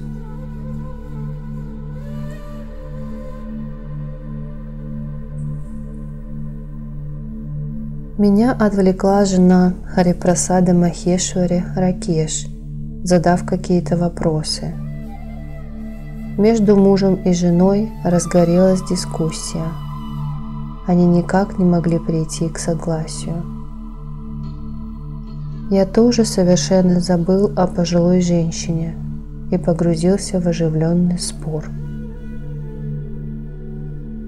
Потом подошел еще инспектор Дубе и Рам Лал Шривастав, и все они начали давать свои советы. За этими разговорами закончился день, и ночь вступила в свои права. Я вновь начал искать взглядом эту пожилую женщину, но нигде не мог ее увидеть. Когда стало совсем темно, все собеседники разошлись по своим домам. Харипрасад Махешвари тоже ушел внутрь, а его жена занялась приготовлением пищи. Мы с ней разговорились. Мы говорили с ней о разных сторонах жизни.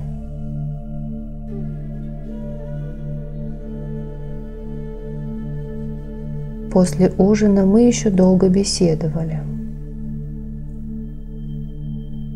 Ведь истина иногда сосредотачивается внутри, а иногда распространяется на весь мир. Иногда она находится внутри человека и может уйти так далеко, что из-за нескольких воплощений человек не сможет достичь ее. Мы проверяем правильность той или иной истины путем дискуссии. Рассуждение и дискуссия – это порождение человеческого мышления. Истина находится за пределами всех этих рассуждений. Она одновременно и далекая, и близкая.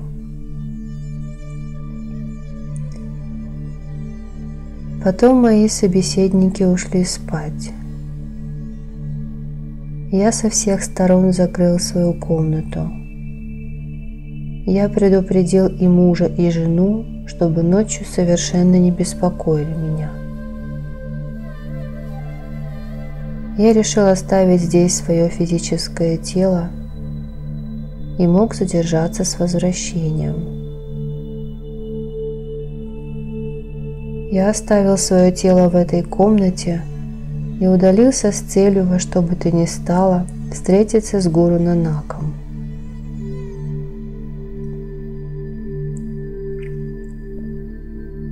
Когда я увидел ту пожилую женщину, прогуливающуюся в сумерках, то воспоминания прошлого вновь ожили во мне.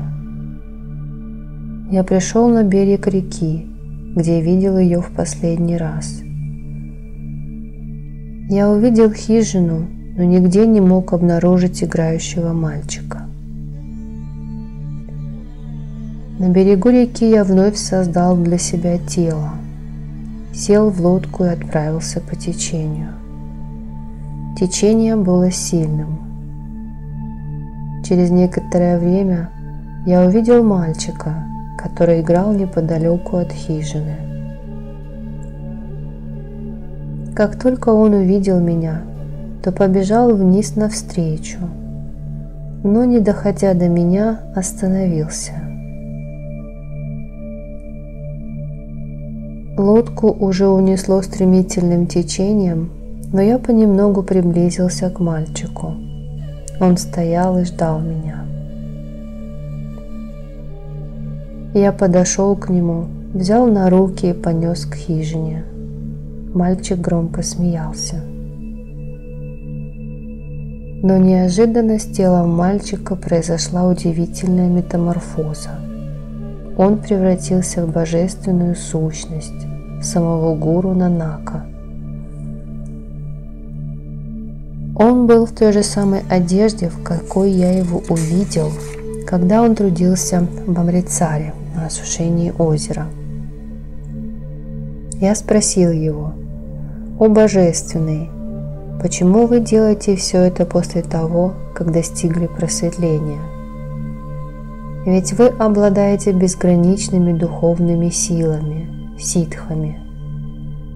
Вы можете создавать жизнь по собственному желанию. Зачем же вам трудиться?»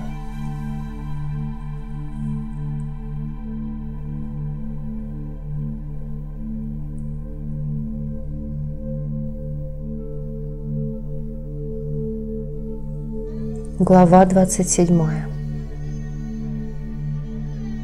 Наставление Гуру Нанака.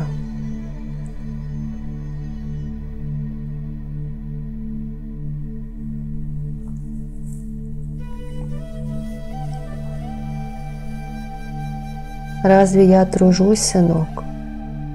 Ведь меня на самом деле не существует. Я только вдохновляю людей на добрые дела.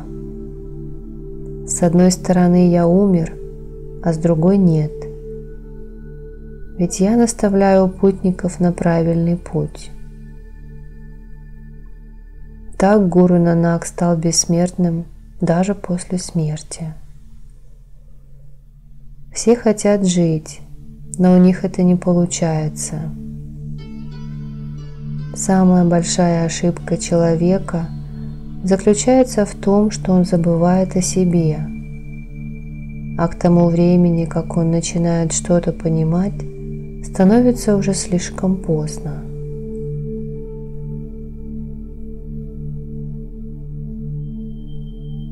Я всегда преданно служил Богу и поэтому поднялся выше обычных религиозных представлений и обычаев. Но когда я сегодня наблюдаю за живыми существами, то мне кажется, что они давно уже умерли. Они не живут, а просто существуют, как живые трупы. Потому что в нашем мире нет ничего вечного или постоянного. И если они привязались к временным явлениям, то тем самым обрекли себя на погибель. В погоне за бренными вещами они забыли самих себя.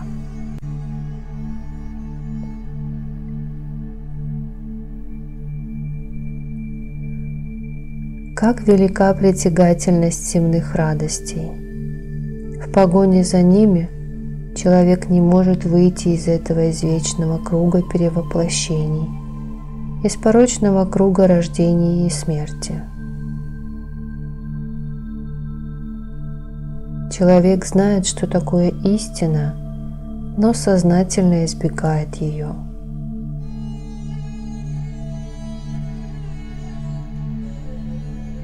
Самое большое чудо, созданное природой, самая большая загадка Майи заключается в том, что несмотря на то, что человек все знает и даже стремится к вечному, он ничего поделать не может.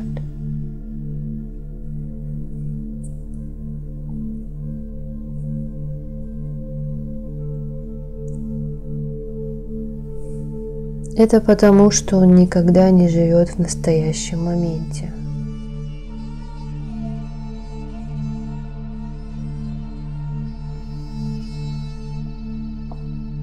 Он живет в дне вчерашнем или дне завтрашнем. Он погружен в постоянные мечты о будущем или воспоминания о прошлом. Если бы он нашел свое истинное «Я», то он посвятил бы свою жизнь служению другим людям. Поэтому я пребываю среди людей и побуждаю их встать на путь духовного развития.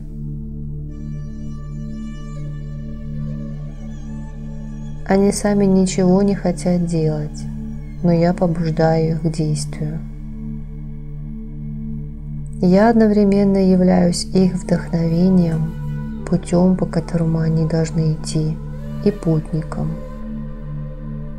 Я остался гуру Нанаком, находясь уже вне физического тела. Но вместе с тем я обладаю физическим телом. Воображение людей и их безграничная вера сделали из меня Бога. Мои слова и поступки превратились для людей в наказ. Я стал их целью. Я сам все делаю, но не своими руками, а руками своих последователей. Можно сказать, что я есть, но с другой стороны меня не существует. Как только гуру Нанак произнес все это, он вновь превратился в маленького мальчика и занялся игрой. Я же продолжал на него смотреть. Он замолчал, как будто меня и не было рядом. Я растворил в пространстве свое временное тело и направился к тому месту, где пребывало мое физическое тело, и перешел в него. Потом стал ждать рассвета. В ожидании я наблюдал за капельками росы, которые собирались на листве и травинках. Каждая капля мечтает когда-нибудь слиться с океаном, а океан ждет, когда же реки донесут до него эти капли. По небу блуждали легкие облака. Священная Ганга текла куда-то, напевая собственный мотив. Она текла в сторону океана, чтобы передать ему то, что говорят Гималаи. Река текла между двух берегов, между жизнью и смертью, не давая им соединиться. Ее русло было временами извилистым, питала озера, разветвлялась на рукава, но она упорно текла в сторону океана. Передо мной было ее вечное и непрерывное течение. Великие йоги прошлого говорят нам о том же самом. Между жизнью и смертью существует пространство духовности, великое искусство, божественная игра. То пространство вечности, где и пребывают духовные люди.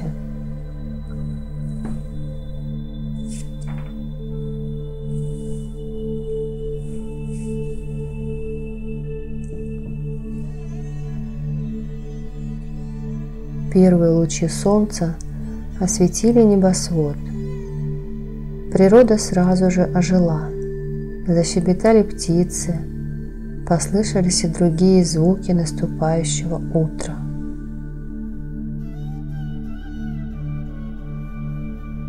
Я выразил желание покинуть гостеприимный дом Харипрасада Махешвари и его жены, но они ни в какую не соглашались меня отпускать.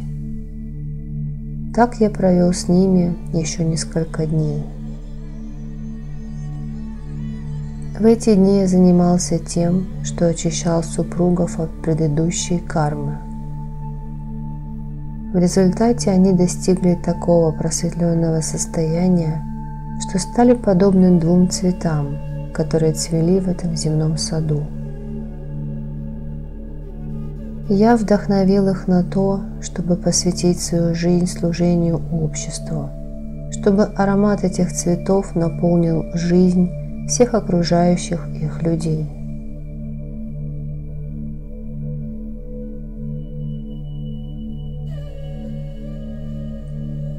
Пусть их высокие идеалы станут примером для других.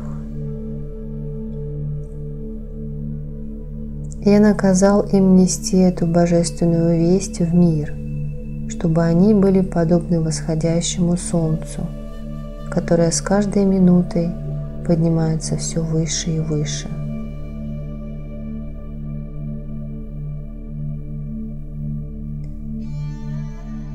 Время шло своим чередом, ведь оно никогда не ждет. Иногда время моей жизни было похоже на веселого, вечно занятого игрой ребенка, иногда на умудренного опытом человека среднего возраста, а иногда было подобно дряхлому старцу, который еле-еле тащится по жизни. Время всегда идет в строго заданном направлении, и только человек постоянно отклоняется от прямого пути.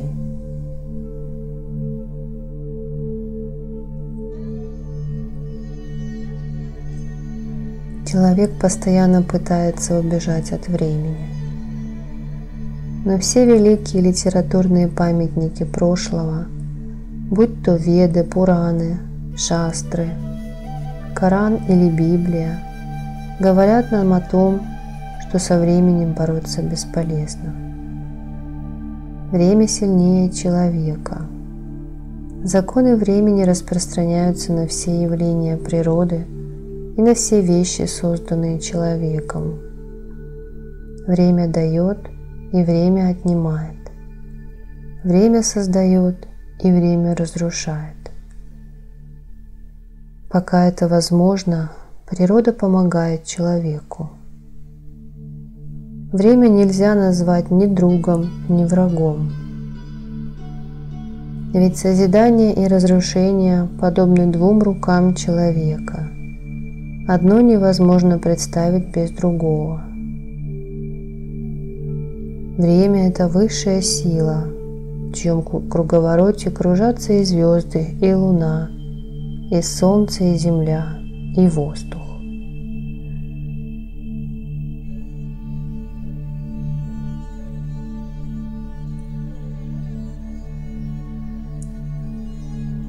И в этот вечный круговорот напоминает человеку об устройстве мироздания.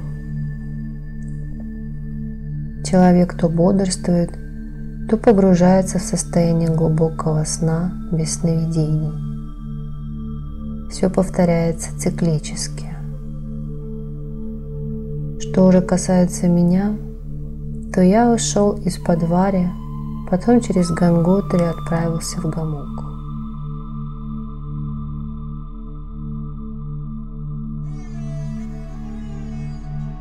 По дороге я остановился под сенью вершины Пригупантх, недалеко от Чарвасы.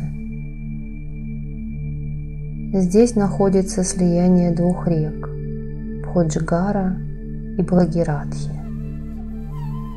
Если перейти реку Бходжгар, то сразу же открывается дорога в земной рай, в Гамук. Оттуда видны Тапован и Нанданван. Тут же расположилось и озеро Бригу. Гималаи здесь кажутся раскинувшимися над миром белоснежным лотосом.